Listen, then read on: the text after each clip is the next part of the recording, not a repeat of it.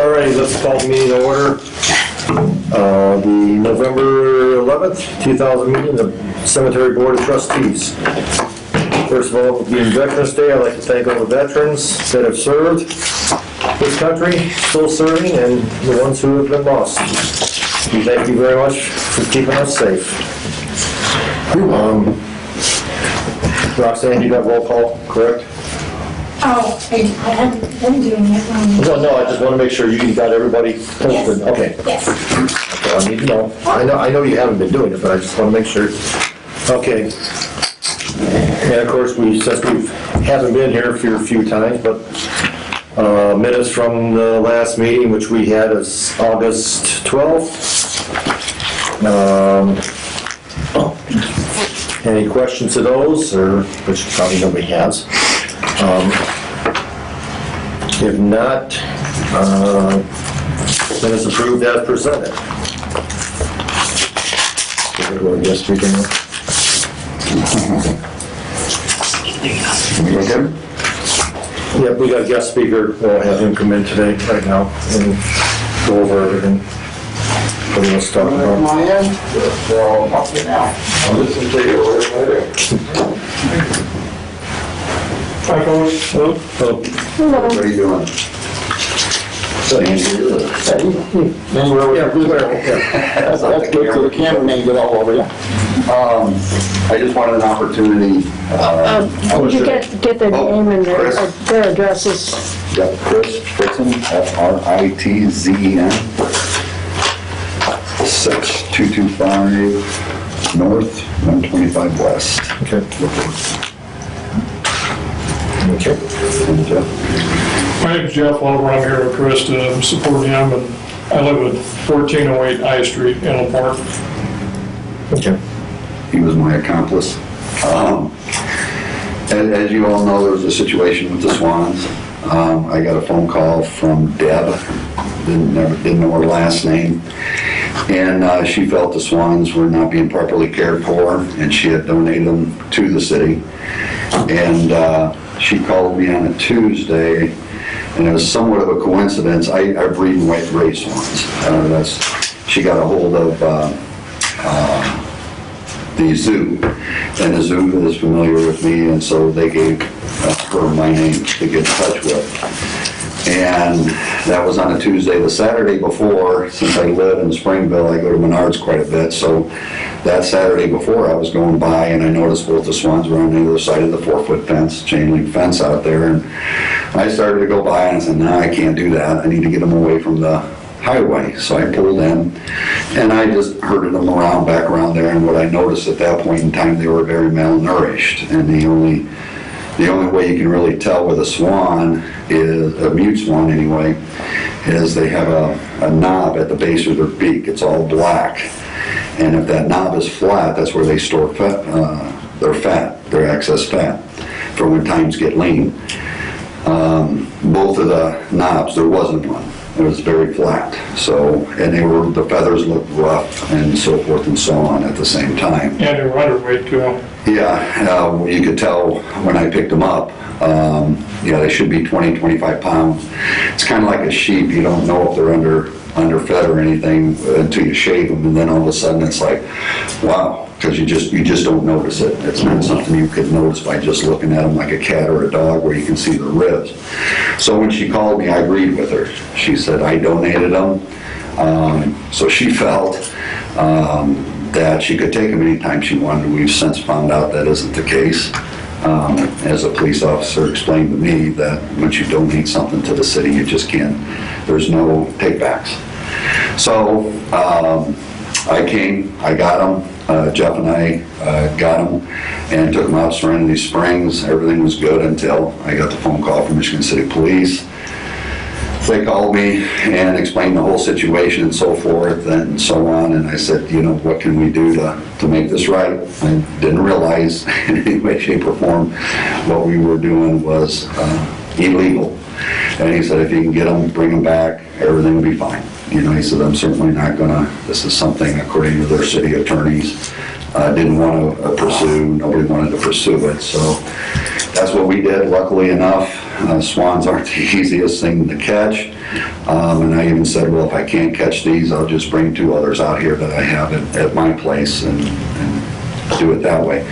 But we managed, they were up on shore. Once they're on shore, they're pretty easy to catch, or easier to catch than on open water. So we brought them back, and talking to the police officer, he said he would have a vet come and check them, make sure they were healthy and so forth. I don't know if that ever happened. My biggest concern is, again, they're not, in my opinion, and I'm not an expert, but I do know more than most on swans, they're not being properly taken care of. They're not being properly fed. They cannot live on grass alone. There's no subaquatic vegetation in the pond. It's cleaned out. So they need supplemental feeding. Otherwise, they will not be healthy. On my website, and I sent an email to somebody, and I can't remember now, it's been over a month, but for $50 you can buy a plastic feeder. It's actually a dog feeder. You take the door off, you pour the food into there, mount it on a pole on the edge of the pond, that way the swans can get at it, but the geese can't, because you put it at a height. With the swans with their long neck, they can reach a lot higher. And it might help with your goose problem, because as long as you have feed out there, the geese aren't going anywhere, and we know how much geese like to poop everywhere. But that's the best way. I did notice that there's some pans out there of food. That's not the best. Mice can get in there. They can poop in there, pee in there, feces. That's not good for the birds. They can get worms really easy that way. So that's not an ideal way either. I did look at them today, this morning. They're looking better. One's got a decent sized knob. The other one's still pretty flat, but my guess is they're 2 females, because I do have noticed in the past that they are nesting. Normally the male does the nest. I haven't seen any cygnets though, any babies. So my guess is they're 2 females. I did not vent sex them when I had them, which is the best. If you don't want to deal with cygnets, which they can be a pain, is just to have 2 females. 2 males tend not to get along very well. The other thing where I just question is over the winter, putting them in a doghouse type of thing. That's not good. The swans need to be out on a pond. They need to be out in open water. They do just fine. They historically, clear up into Canada, that's where they nest. So they can take the cold. They can take 20, 30 below zero weather. They just have to get fed, and so that they can make it through the winter. And they have to have open water. Open water will obviously never freeze. And in that way, they can regulate their body temperature to keep it at the right temperature. Their normal temperature is 106 degrees, so they're hot-blooded to start with. But no sunlight, no daylight for 4 months, 5 months. It's kind of like, again, just my opinion, like putting a dog on a chain. What do you got the dog for if all it's going to do is be on a chain? Does it take an investment to put an aerator in the pond? Yes, it does. It's about $500 for a pump to keep open water in the winter.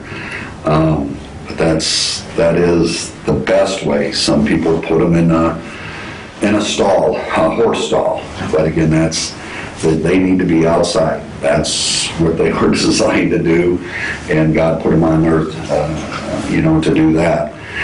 It's kind of like the city accepting responsibility for anything. I think just has to be prepared to say, okay, how do we properly take care of whatever it is, whether it's a park bench, whether it's a live animal, or whatever the case may be.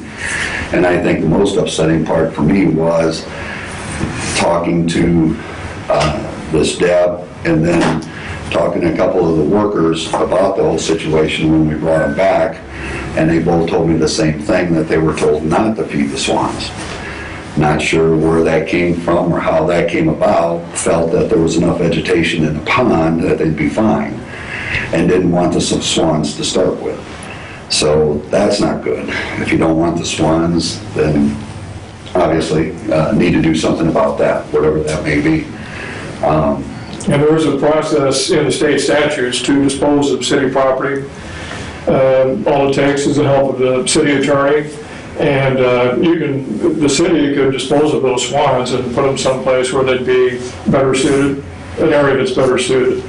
So the main thing is a feeder and an aerator to keep that water open during the winter time, because that's one of the ways they escape from predators too, is being on open water. So, And they're safe penned up in the winter, but he's exactly right. They'll sleep on the pond, as I'm sure notice that during good weather, they rarely come off the pond. If they're being well fed at the pond's edge, they'll rarely come off the pond because they know that's where they're vulnerable, to predators, whether it's coyotes or whatever.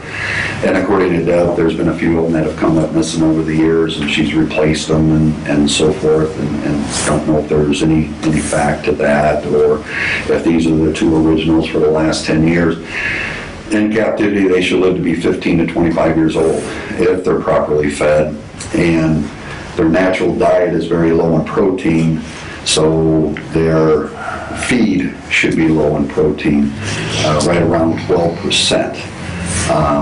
And if you buy chicken pellets, they're 16%. So again, it's all on my website, but I do a mixture of layer pellets, 16%, and chicken scratch, and then just whole corn.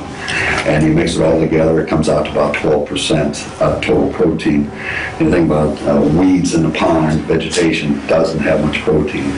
During the winter, they need a little bit more. During egg laying season, they need a little bit more, but the rest of the time, too much protein is just not good for the liver. And it'll cause premature liver failures. So, and that's pretty much the spiel of the whole thing. I'm more than willing to help, more than willing to do just about anything that would be needed as far as advice or taking care of them.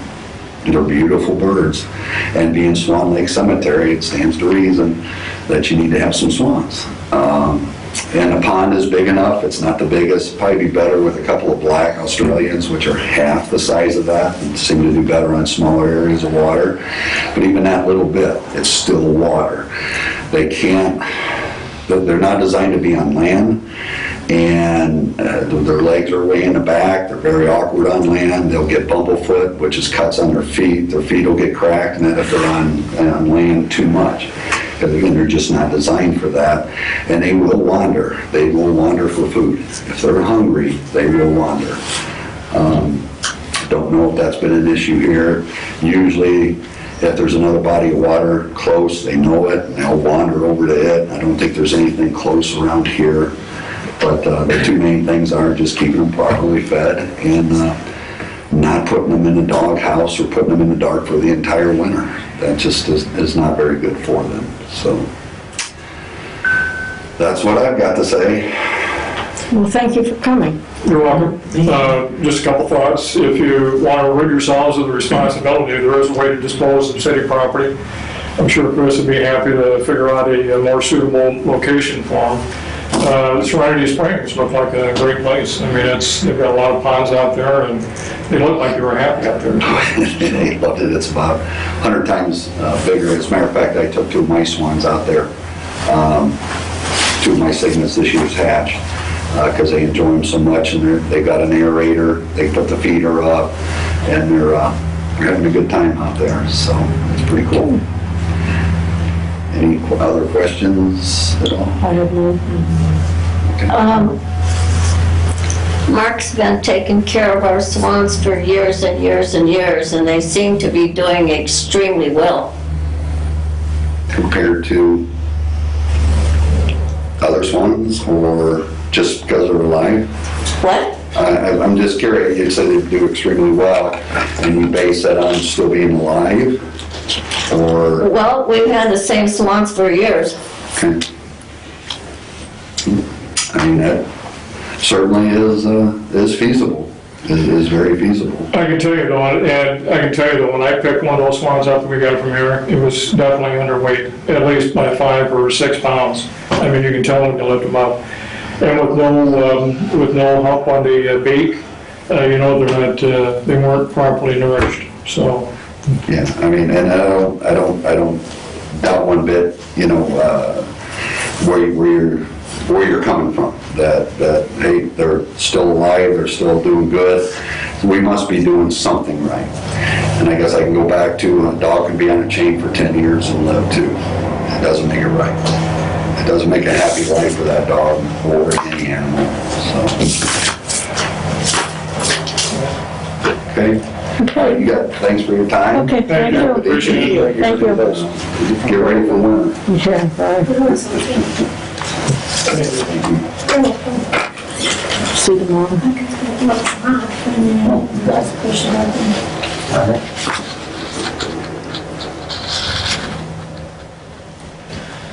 Virginia.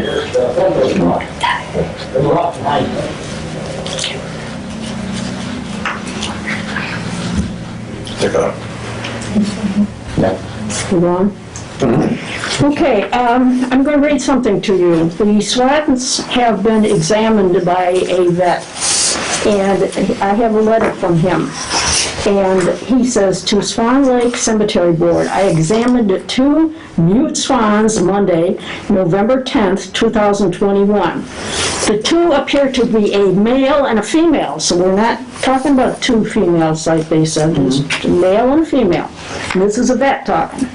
Both of the birds are healthy and appear in good body condition. If anything, they are a little heavier than their ideal body weight. There is no lesion on the head of either swan. The difference seen is the male having a larger base to his beak. On the physical exam, both swans look good and appear to be 100% healthy. The diets being fed are adequate according to the recommended diets from the Handbook of Avian Medicine by Dr. Thomas Tully, experts at the Veterinary Information Network. The swans have a great environment with the pond and winter holding. When the pond freezes, the swans will need to be housed in a secluded and protected environment to keep them safe. The current winter enclosure is adequate for the indoor space and well exceeds USDA housing recommendations. I would suggest adding an attached and completely surrounded outdoor 6x8, 50 square foot or larger area for the swans to be exposed to the outdoors and encourage exercise, and that would be during the winter. This would, because they're overweight, this would bring the total winter area to almost 150 square feet, which well exceeds USDA recommendations. This outdoor area would also increase the appearance of quality of life for any observers or questioning public. Okay, so basically, we've got an expert who says something totally different than what these individuals said, so I think we're fine. All right? Mark is doing a good job. I think Mark's going to look into getting a pen for them. And one last thing is that Mark received, I gave you some handouts, okay, that explained a lot about the birds, and if anybody's interested, I'm sure he'll share them with you. Well, one thing is that the recommendation is that they be checked by veterinary, so we're going to have them checked once a year, okay? So, but other than that, you know, we're good. Swans are good. I do have a question. Okay. How old are these swans? I have no idea. I would say 5 years. Because we didn't get them when they were chicks. It's been more than 10 years. No, I say they're 5 or 6 years here. 5 or 6 years here. Okay, one last thing. The gentleman here, and I don't want to engage in too much of this, but the gentleman here said that these swans will live to 25 years in captivity. That's really not true. Okay, with the information that I gave to Mark, in captivity they live a lot less. Their lifespan is a lot shorter. We're talking 5-6 years. So it looks like we're even beyond that. Right, yeah. So, And I'd read up to no more than 10. No more than, that's rare, very rare. when they're in captivity. Right. Good. I have a question. The lady, Deborah, that he was speaking of, did she write a letter to the board? No, this was all behind our back. Mark came in and found that the swans were missing, and they went all over. They spent all kinds of time looking for the Oh, swans. jeez. And then they called the police and made a report. And that's where the police found out what had happened. We had no idea. So we don't owe these people a response then, or a copy of that letter from them? No, and, they never came, knocked on the door and said, hey, we got a problem. Okay. They just came out and they stole the birds. So she made the decision to have them removed Yeah. until these guys come get them. Yeah, Yeah, without talking to anybody here. yeah, so, Just because she donated them, she thought she could take them. Yeah, she found out different. So, okay, well, that's the situation there. Anything else? any other questions on that for now? Okay.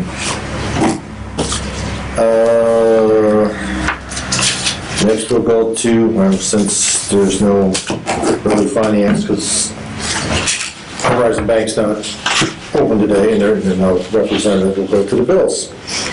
I have a few statements on the bank statement. The lady told me yesterday. One is, if you notice, we do have the August, September, and October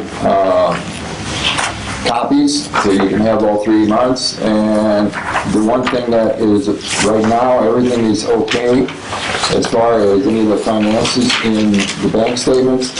And there are no CDs or any kind of thing coming due until at least 2023. So right now, we're okay, and they'll delve into more when they come next month. You will also notice, probably not the top copy, but the bottom copies, I went ahead because we had a conflict with someone. I marked all in yellow the bottom two, not the top copy. I forgot to do the top copy. The yellow is where the fees are, because somebody did ask me about the fees. And all that, those are all the bank fees per account. When I say by account, I mean the commission front, merchandise commission, extension, permanent maintenance, Smiley, permanent maintenance, Greenwood, they're all marked what they are. So it's a little bit more visible, because I was questioned about that. Our budget, not the bill there, our finances, we're doing okay. We will have to move by what's that called? The small. Oh, yeah. We will have to do a minor transfer in a couple of our line items. One will be tires and tubes, and we'll have to transfer into diesel. And what I do there is we just finagle money from line items into that account. If we go out of the line items, then we have to go before the council and do a resolution, but I've always been able to get it enough done so we don't have to spend any time with the council. So there's only 3 that I'm aware of right now. Heat, which is that bottled gas, which is going to go, they said, skyrocket. Tires and tubes and diesel are the main things right now that we are having trouble with. Everything else I've gone through, it seems to be adequate for the remainder of the year. So those are our finances. And you want to do bills, huh? No? Gotta make a motion to the financial. Oh, yeah, you got to make a motion about financial. Okay, yes. Need to make a motion for September's bills. Financial, sorry. Financial for September and October, correct? Yes. Because we've gotten them, but, I'll make a motion. second. All in favor, say aye. Aye. Ayes have it, approved. Okay. Now back to you, Mark. Okay, we did not meet at September, so I have to read the September bills and the October bills. September bills, and they've already been paid for, it's just a formality here. Grants Old Fashioned Feed for Swan Food, $19.45. Coastal Valley Water, $14.90. Department of Waterworks, $260.48. Harris Precast Incorporated for foundations for Greenwood and Swan Lake, $1,447.92. Cable and Ace Hardware Assorted Repair Parts, $119.79. Knoll Brothers Gas and Diesel, $1,314.12. Matthews International for bronze lithium bars and lettering, $8,175.72. Michigan City Auto for a new battery and filters, $267.21. NIPSCO, $508.41. Republic Services to have the dumpster, our monthly fee, $81.08. Riggs Outdoor Power for parts for the one mower at Greenwood, $133.52. Permanent maintenance receipts, $986.25, and that's all Swan Lake. Extension fund receipts, $1,643.75. Merchandise receipts, that's from the sale of markers and bronze, $7,902.78 for a total of $10,532.78, and that's for the month of September. Any questions on that one? No? Okay. We go to the October one. Board of Cemetery Trustees postage, $3.09. That is to send a picture to J.A. Dedu in Canada, so a person can have a picture put on their memorial. So we had to send off to Canada to get that done. Brant's Swan Food, $31.20. Water and sewage, $231.60. Harris Precast Foundations, $950.64. Knoll Brothers Diesel at Swan Lake, $856.86. Knoll Brothers Gasoline at Swan Lake, $332.30. Matthews International for bronze and lettering, $5,725.62. Parts at Michigan City Auto, $109.50. NIPSCO, $407.94. Again, we have to do this on a monthly basis. The Republic dumpster pickup, $82.05, and Riggs in Valparaiso, $25.02.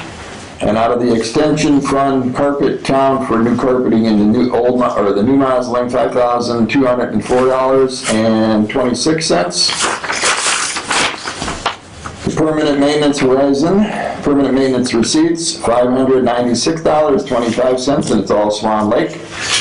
Extension fund receipt, $993.75. Merchandise receipts from the sale of bronze and lettering, $11,853.68 for a total of $13,443.68. Those are the reading of the bills. Mr. President. Do I hear a motion to pay the bills? Motion to pay the bills for September and October. Hear a second? I'll second. All in favor, say aye. Aye. Fantastic. All right, Mark, superintendent report.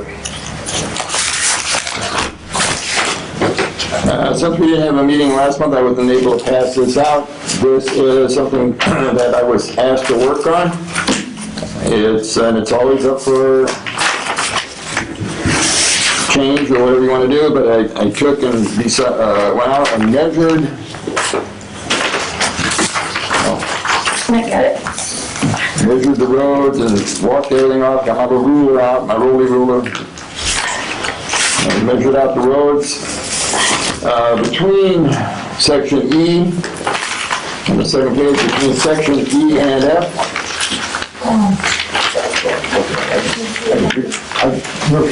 It's one row for sure, that helps. Possible second row, possible total of 128 graves. Between section C and section D, one row for sure at 48 graves, a possible second row of 48. Possible total graves, 94. Between section T and section S, one row for sure at 72 graves, possible row at another 72 for a possible 144. Between section U and section V, two rows for sure, 40 graves, total of 80 graves total for that section. Now, the next one's get a little iffy. Between section 1 and 2, the east-west road, a possible of 72 graves. Between section 9 and 10, east and west, that's 21 rows, 6 graves per row possible, total of 126.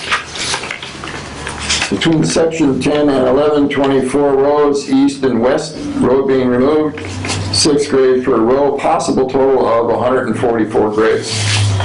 These grave amounts are not set in stone and contingent upon any unknown factors found in the road that are to be removed. I would venture a guess that the total amount of graves to be removed may be a little high. And then you've got, on the bottom, the green color are the roads that probably should never be removed. The orange color ones are the ones that have been removed. And then the pink ones are the ones that we're looking at for doing now or the future date. So what's the overall total? And I never figured that out, because I never didn't want to do it because I didn't want to count the ones. If you don't count that, let's see, 64, 108, let's see, 180, 80, 180. A lot. 180, 210, 282, 282, I would say 282 and 340. You're looking in the neighborhood about 400 graves. If you get them all. If you get them all, and I don't think you'll be able to get them all because some of those roads, like between E and F and S and T and C and D, kind of really scrunched it so you may only be able to get actual one row of graves in there. But I tried to do the best to add as many as we could. But I doubt that you'll get what the total is. So, any questions on that? Yeah.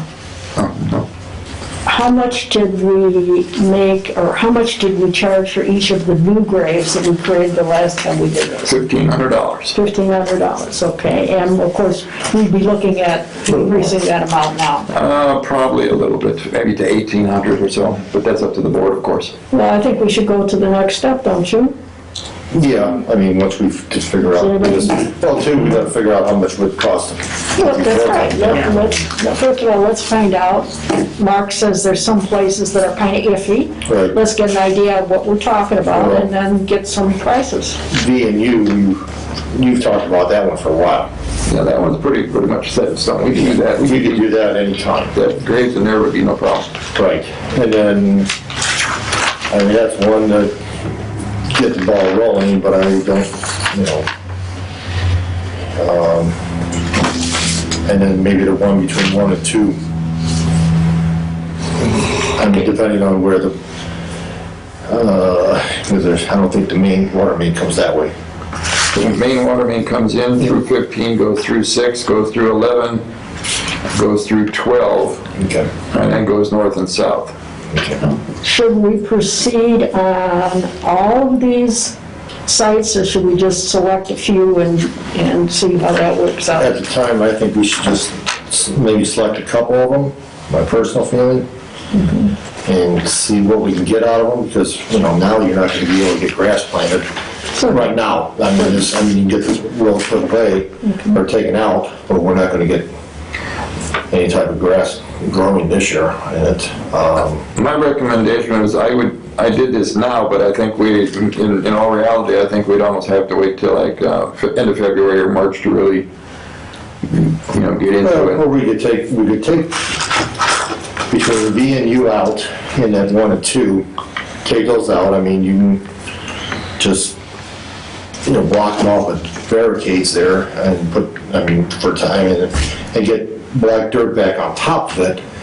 But it all depends on when the weather really sets in too. Because they usually go down about 2 foot mark when we. Well, 2.5 foot. last time when I set it out for the quotes, I had, the quote was for 2 feet down. Okay. And, We want good, decent black dirt put back in, number 2 black dirt, not number 1. Number 1 is real fine. But number 2 is, we can do number 2 fill first and then number 1 on top soil, which is a lot better, finer, granulated dirt.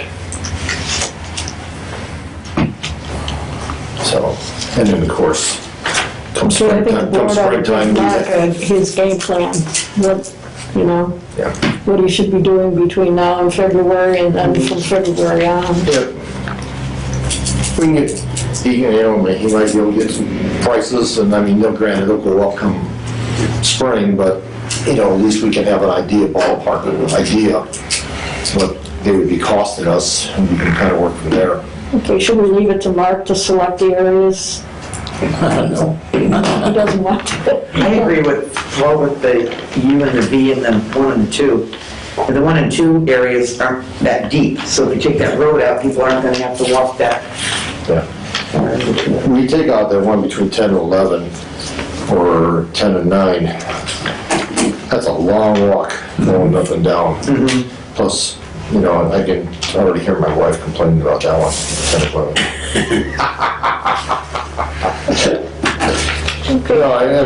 We can look at that one, U and V and 1 and 2, just get an idea price-wise what we're talking about, and then we can go from there. And then you said, well, with a low X amount, I just have to get quotes on it. We don't have to bid it out. So it's no, we don't have to. We can just get quotes on it for the time being, and then And we can do come spring. the quote. Come spring, we have to do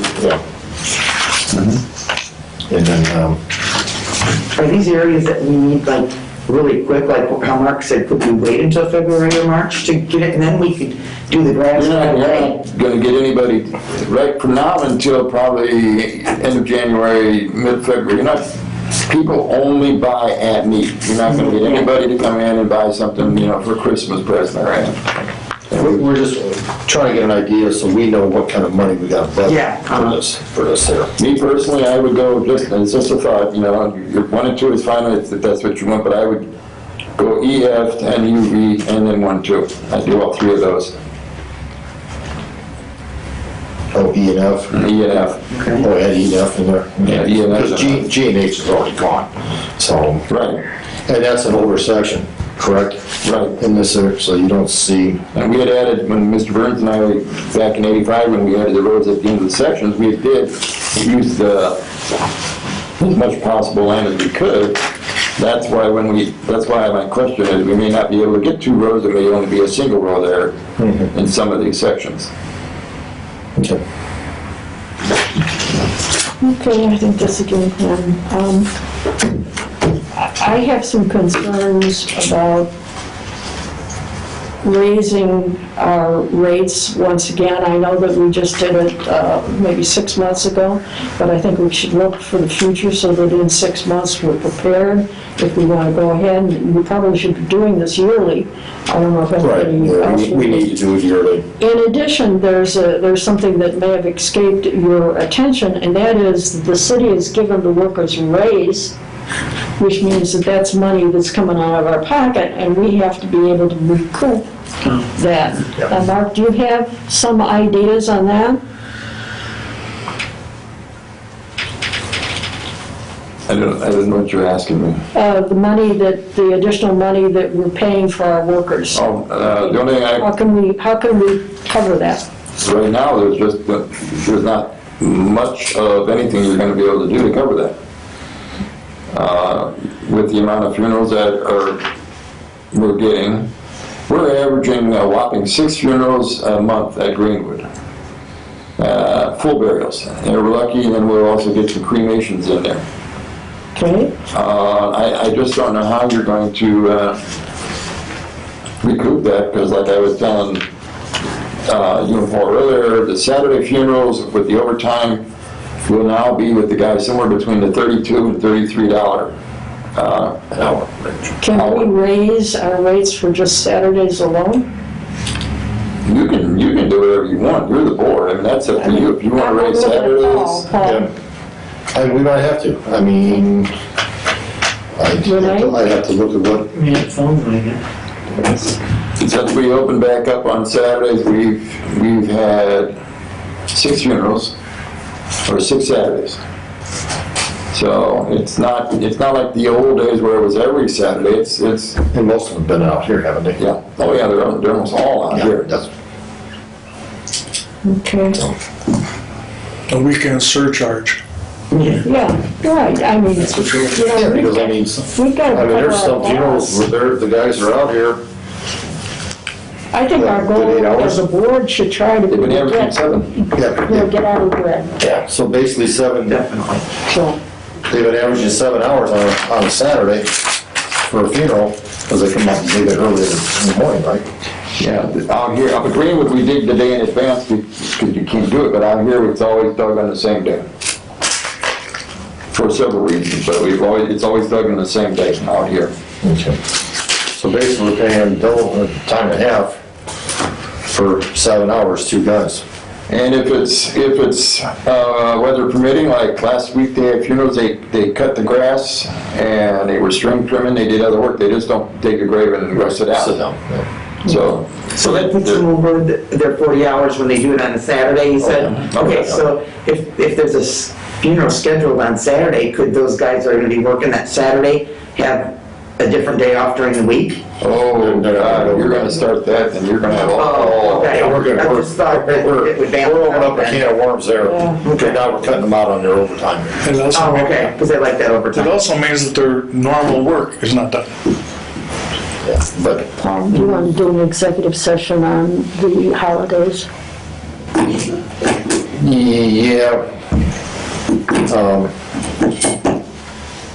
we need to have an executive session so we can talk about holidays, personal days, holidays. So, you know, we can kind of get back up to the standards where Michigan City is, we're lacking in, our guys are lacking in days off and stuff like that. So, when would everybody be able to meet again on an executive session? You want to work it out where we meet hour ahead of time of a regular meeting, or? That's usually, works Well, best for me. what we've done We just have a before. little early on our regular meeting day. 2:30 instead of 3:30? Yeah. That brings up a point too. Yeah, I know. And we passed, what was a couple of years ago, It was October of 2019. that with it getting darker now earlier, you know, we were going to start holding the meetings up at Greenwood, but because of COVID, it's too close. Yeah, because the boardroom is just not big enough. So we're talking about starting the meetings an hour earlier out here on our regular meeting day. So nobody's leaving here in the dark. So that's another thing we need to talk about. Or go to a new meeting. I don't know if that would work for anybody. So, I mean, any input on that would help, so. It's all right with you? It's right with me, yeah. Tell me what that is again, what day? Meet. Our regular meeting, we would meet maybe at noon instead of 3:30 in the afternoon. Oh, doesn't matter to me. Okay. Okay. You guys Well, pick do it, we- I don't have to be anyplace. Yeah. Apparently I'm buying lunch. Yeah. I was told I was buying lunch. Superintendent's buying lunch. So, starting next month, we will meet at noon on our, here, Okay. at our regular meeting. Does that work for you, Andy? I should ask the camera guy. It should work. As far as I can see, as long as it's on the same day, it's not a problem. Okay. Yeah, it's gonna be the same day, it's just, we're just gonna move it up. So then I'll be sitting over there because I'll be with my work clothes and.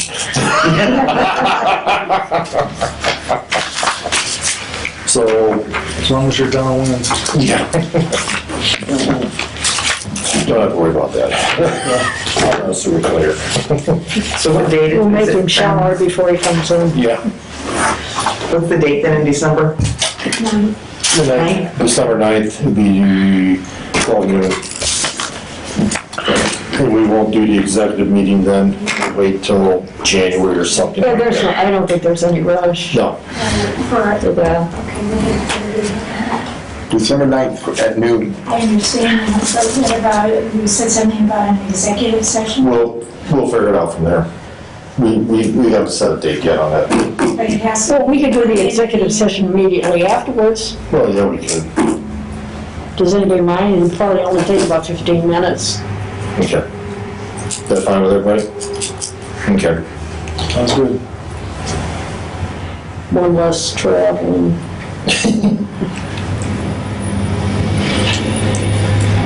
Okay. Alrighty.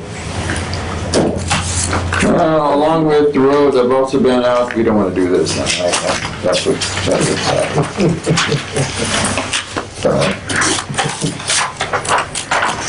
Could I at least pass out the vacation or what the holidays are? Or no? It doesn't matter to me if you Well, if you're want to having take a a- look at it. Executive session, at least when they come back for the executive That's session. fine. Yeah, just pass them out so we know. Just so now, here's what, the city's on there and the cemetery's on there. Anyway, at your next executive meeting, you can, Thank you. You can have it. Okay, here we go. One more. Oh, okay, thank you.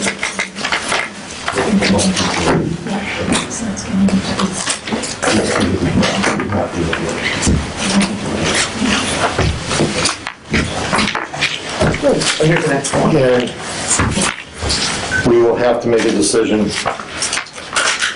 on personal days or holidays for our next meeting. If we don't, they won't go into effect for next year, because it has to be turned in by the end of the year here in the city. Politics. We'll cover that on the 9th. Yep. Yep. Unless we get a snowstorm. And we'll put out the possibilities, and we won't get into anything right now. But you think of ideas, okay, whatever, how you think it would work. during the time that I was also doing the roads, I was checking in, we've got some trees, these are trees, I've called some people, right now everybody is busy and swamped, so I made this up. When we get time, there's several trees that are gonna have to be removed at Greenwood. Just a question of getting a tree person. So that would be, that's out there. Put out the one that just had the big branch fall down by the chapel. That's this one. Are there any trees that the city would come in and remove for us? I've asked instead them of- before, they've never done it past, they'll try it now, but they wouldn't do it before. Well, and now we don't have a forest, they don't have a forester, and they're. You don't anymore? You don't have a forester anymore? Nope. No, She for quit. now anyhow. But isn't there one other tree here between them and them? Not that I'm aware of. Well, isn't this where the chapel's? Yeah. That's all right.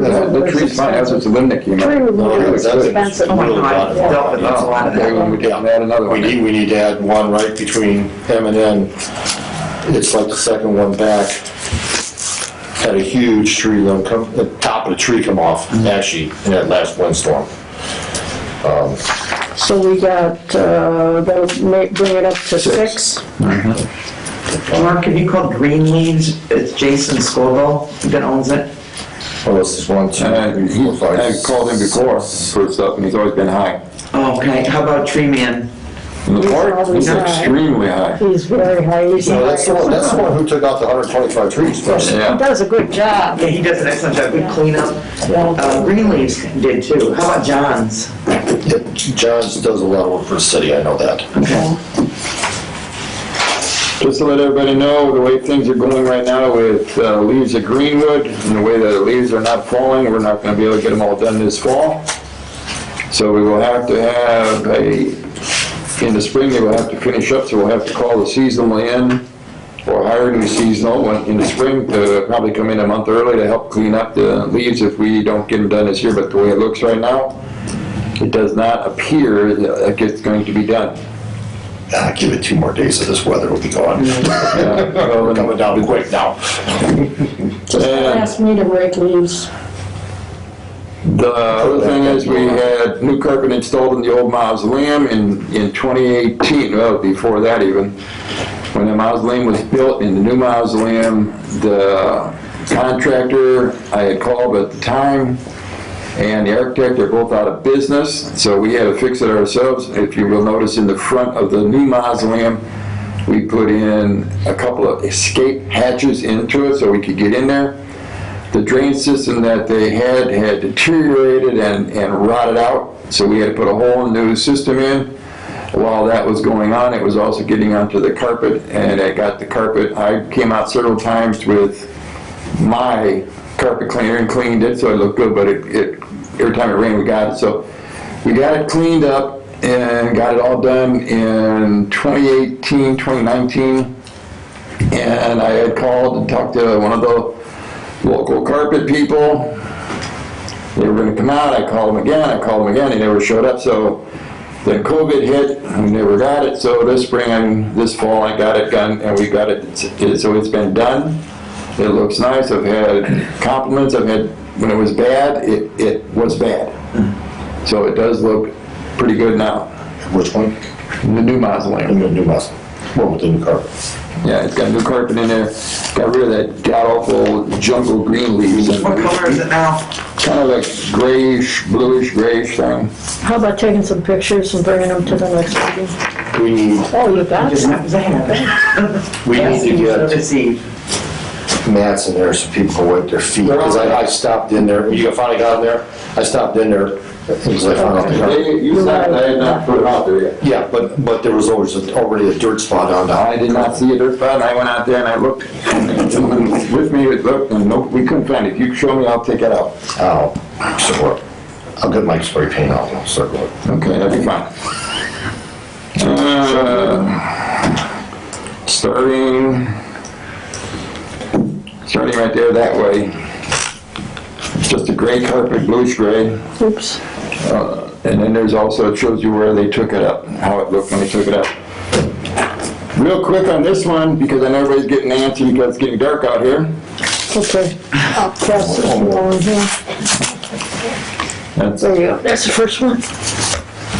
back in October, I got a letter from the city attorney concerning a bench in Sinai Temple Cemetery. I wrote a letter to the attorney, and I said the Board of Cemetery Trustees has no jurisdiction over the Sinai Temple Cemetery. The board for the Sinai Cemetery has all the jurisdiction of all burials, foundations, upkeep of the cemetery. To the best of my knowledge, the cemetery was purchased by Sinai back in the early 1900s. All maintenance of the grounds is done by the Sinai Cemetery Group. Foundations and burials. Well, then it went on and on and on. We were going to get sued and all this, that, and everything else. Back in 2013, one of the gentlemen from the Sinai Cemetery Board, I talked to Mr. Myrtle at the time, that they did not want any more affiliation with Greenwood. No more, we wouldn't do their funerals, we didn't cut the grass or anything. And the board at that time agreed. There's the letter from Mr. Myrtle. I talked to the president of the Sinai Cemetery Association. It's separate from the temple. I talked to this gentleman the other day for about a half hour, 45 minutes, and I found out things I did not know. I thought it was rather interesting. Because I asked him on the plaque, as you come in off of Barker Ave by Hendricks Street there, the sign says, Oeb Shalom. I always thought that was part of the name of the cemetery. It's not. His name was Jay Susness. He's the president of their cemetery association.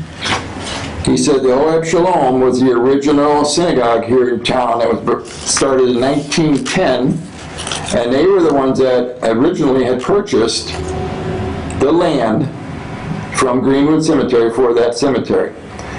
Now, this Oeb Shalom cemetery, or synagogue, went out of business, closed up in 1948. And then the cemetery went to the temple. They took over and took care of it until recently, several years ago, is when their association is now running it. We have nothing, that's what Mr. Cessna said, we have nothing to do. We don't own it, we don't maintain it, it's all on their records that they have. There's a family that's squabbling with, anybody remember Dr. Bankoff? Dr. Bankoff has a bench at the foot of that grave, and I have to tell you what, that bench has been here since I've been here. So you're looking at 40 years almost.